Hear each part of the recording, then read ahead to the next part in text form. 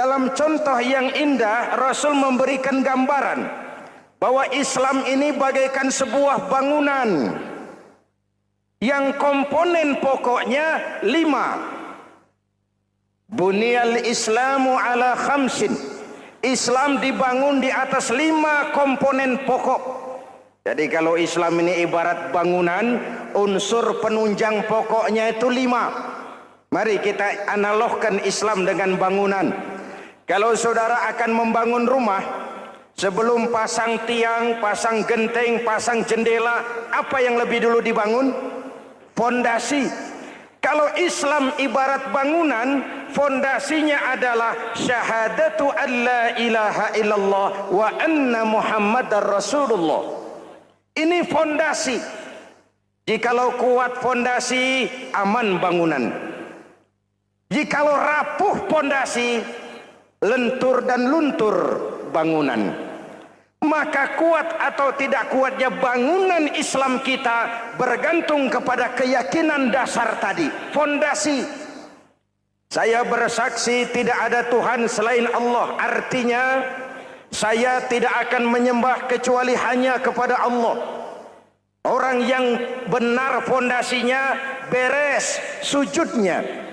Kalau saya yakin tidak ada Tuhan selain Allah, saya tidak akan minta rezeki kecuali hanya kepada Allah. Orang yang benar fondasinya, giat bekerjanya, jauh dari tipu menipu, jauh dari renten, jauh dari riba, jauh dari korupsi, jauh dari judi. Keyakinan memberikan warna terhadap bentuk kepribadian. Kalau saya yakin tidak ada Tuhan selain Allah, saya tidak akan pernah takut kecuali hanya kepada Allah. Saya tidak akan melarikan persoalan kecuali hanya kepada Allah. Saya tidak akan menggantungkan hidup kecuali hanya kepada Allah. Saya tidak akan minta tolong kecuali hanya kepada Allah. Meresap ke dalam jiwa. Untuk keyakinan seperti ini, orang-orang tua kita dahulu berlinang air mata, bersimbah darah, bahkan berkorban nyawa, melaksanakan hijrah untuk mempertahankan keyakinan. Ini intan paling mahal dan ini mutiara paling berharga. Zaman boleh berubah, tapi pondasi tidak boleh goyah. Masa boleh berganti, tapi pondasi jangan sampai mati. Karena iman kita hidup, untuk iman kita berjuang, dan dalam iman kita ingin kembali menghadap Allah Subhanahu. Masih ingat cerita tentang Bilal? Masih? Mengulang kaji saja. Bilal itu budak sahaya. Ketika masuk Islam, dipanggil oleh majikannya. Bilal. Iya bos. Saya dengar kamu masuk Islam ya? Iya bos. Kok berani-beraninya kamu masuk Islam? Memangnya kamu budak siapa Bilal? Iya budak bos. Bos. Kamu kerja sama siapa? Sama bos. Bos. Yang gaji kamu siapa? Ya bos. Nah, kamu kan ngerti Bilal, kamu budak saya, kamu kerja dengan saya, yang gaji kamu saya, yang beri makan saya. Kenapa? Kok beraninya masuk Islam padahal kamu belum saya kasih izin? Bos, bos boleh beli badan saya, tapi jangan mimpi bisa membeli jiwa saya. Tuhan boleh kuasai badan saya, tapi jangan mimpi bisa menguasai keyakinan saya. Saya memang benar Tuhan yang gaji, tapi kan saya digaji, saya kerja. Kerja itu kewajiban saya, gaji itu hak saya. Soal keyakinan, jangan ikut campur bos. Kurang ajar kamu Bilal. Biarin. Bilal, begini saja. Kalau kau mau meninggalkan keyakinanmu, meninggalkan Allah Tuhanmu, kau akan kami merdekakan. Tapi kalau kau tetap dalam keyakinanmu, kamu akan saya siksa sampai mati. Bagaimana? Jangan mimpi bos. Lebih baik mati berkalang tanah daripada hidup bercermin bangkai. Biar saya gugur membela keyakinan daripada hidup jadi pencilat menjual akidah. Itu prinsip.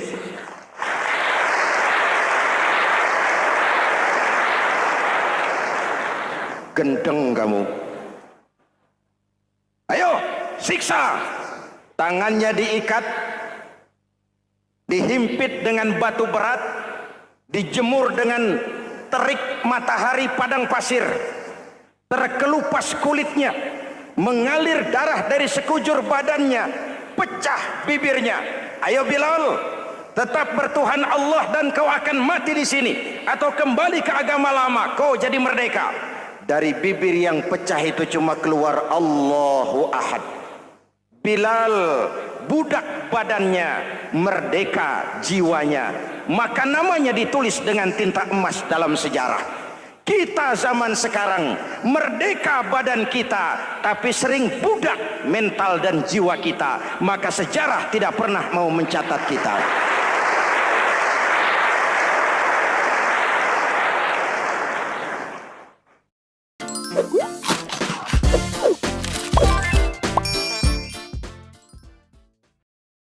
Masyarul muslimin yang saya cintai, fondasi sudah. Lalu apa lagi? Mulai memancangkan tiang. Tiangnya 5. Ada tiang namanya zuhur, asar, maghrib, subuh, isya. Tetapi agar bangunan menjadi kuat, ada tiang-tiang tambahan. Namanya rawatib dan nawafil. Rawatib itu ba'diyah atau qobliyah, nawafil itu di luar itu. Agar bangunan menjadi kuat, dibentuk pribadi lewat solat. Apa filsafatnya? Pertama, solat itu simbol penyerahan total kepada Allah. Kita ini sudah kontrak. Innallaha astara minal mu'minina anfusahum wa amwalahum bi anna lahumul jannah. Allah telah membeli dari orang-orang mukmin diri mereka, harta mereka, bagi mereka adalah surga. Penjual kita orang beriman, pembeli Allah, dagangannya amwal dan anfus, harganya adalah surga. Jelas?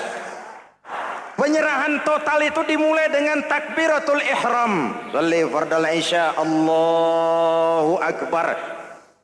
Arahkan mata ke tempat kita sujud.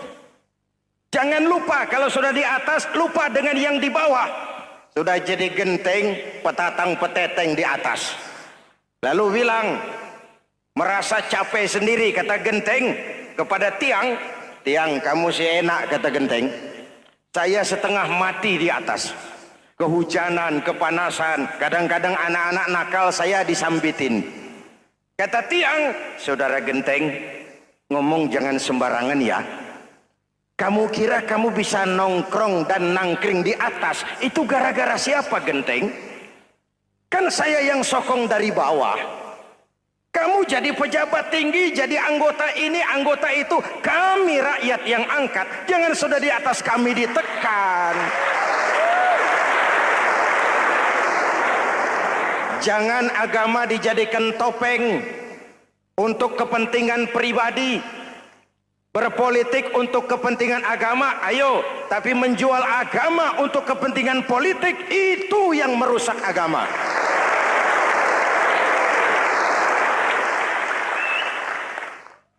Ini kan kita lagi prihatin sedang meluncur kasus Bulog Gate 2. Innalillahi wa inna ilaihi raji'un. Kita lihat sajalah para petinggi kita sekarang bagaimana menyikapi hukum. Sebab saya dengar ada bargaining. Orang takut teriak maling sapi karena DE maling wedus. Tidak berani teriak ada maling sapi karena dia maling kambing. Yang lain maling ayam, dikumpulin ternyata maling semua.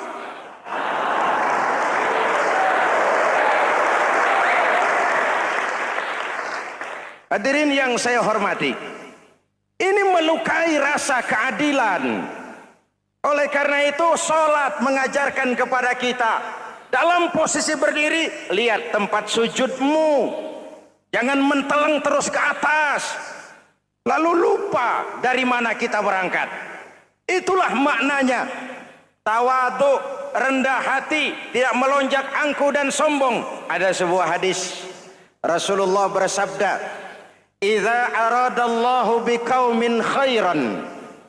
Apabila Allah menginginkan kebaikan kepada satu bangsa, apabila Allah menginginkan kebaikan kepada satu kelompok rakyat, walla alaihim hulama'uhum, maka yang naik jadi pemimpin adalah orang-orang yang santun, orang-orang yang lemah lembut, bukan orang yang menggunakan kekerasan dan tiran, sedikit-sedikit main pecat. Itu terlambat lahir. Mestinya lahir di zaman Hitler, mestinya lahir di zaman Benito Mussolini, atau kalau mau lebih klasik lagi di zaman Fir'aun. Kalau Allah menginginkan kebaikan kepada satu masyarakat, satu bangsa, satu negara, naiklah orang-orang yang santun, yang ngayomi, yang menjadi solusi dan jalan keluar untuk kepentingan rakyatnya, mampu memberikan keteladanan. Saya tertarik dengan pidato Presiden Cina pada saat dilantik. Cina, Presiden Cina pasti tidak tahu Pancasila, pasti tidak kenal Islam, tapi pidato pelantikannya, berikan saya 100 peti mati, yang 99 akan saya pakai buat koruptor, yang satu akan saya pakai sendiri kalau kamu lihat saya tidak benar. Luar biasa. Yang diperlukan sekarang ini keteladanan, hulama'uhum, sikap ngayomi, mencari jalan keluar, bukan memamerkan kekuasaan, memamerkan kekuatan, arogansi, menghormati perbedaan. Itu ciri demokrasi. Lalu wa qada bainahum ulama'uhum, yang memutuskan hukum adalah pakarnya, ulamanya, mengambil keputusan secara profesional sehingga rakyat beroleh apa yang namanya kepastian hukum, merasa hidup terlindungi, aman dan nyaman. Lalu yang ketiga, wa ja'alal mala fi askhiyaihim, peredaran harta, pergerakan ekonomi berada di tangan orang-orang yang pemurah, yang tidak mau kaya sendiri, tidak mau senyum di atas penderitaan orang lain, menari di atas bangkai saudaranya. Hadirin yang saya hormati, ini cirinya. Tapi sebaliknya kata Nabi, wa idza aradallahu biqaumin syarran, apabila Allah menghendaki kejelekan, keburukan bagi satu bangsa, walla alaihim sufaha'uhum, yang naik jadi pemimpin orang-orang durjana, orang-orang kurang ajar, tapi dipoles dengan topeng yang bagus. Ini musim topeng. Musim apa? Topeng. Topeng itu apa perlunya? Menyembunyikan wajah asli. Sekarang ini Dracula berwajah Arjuna. Ini musim topeng. Kita rakyat harus hati-hati dan punya filter, mampu memilah dan memilih. Walla alaihim sufaha'uhum wa qada bainahum juhaluhum, yang memutuskan hukum, yang mengambil keputusan orang-orang bodoh. Wa ja'alal mala fi bukhalaihim, peredaran harta, peredaran ekonomi jatuh di tangan orang-orang yang bakhil, yang tidak punya konsep menciptakan kemakmuran yang merata bagi seluruh rakyat Indonesia.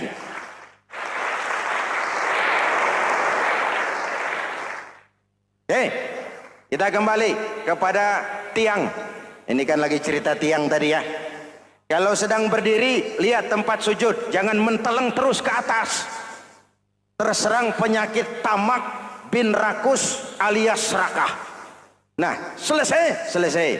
Anggota badan yang paling terhormat ini kepala. Ketika sujud, sama rendahnya dengan telapak kaki. Allahu Akbar, yang besar cuma Allah. Apa bedanya saya dengan saudara? Tidak ada, kecuali saya ngomong saudara dengerin. Kita sama-sama beribadah, sama-sama mencari nilai tambah di hadapan Allah. Apa saya lebih penting dari saudara? Belum tentu. Apa saya lebih hebat dari saudara? Belum tentu. Perasaan lebih penting, lebih hebat, lebih jago setan. Jelas? Ayo tundukkan kepala, dia sama rendahnya dengan telapak kaki kita. Yang besar cuma Allah. Allahu Akbar.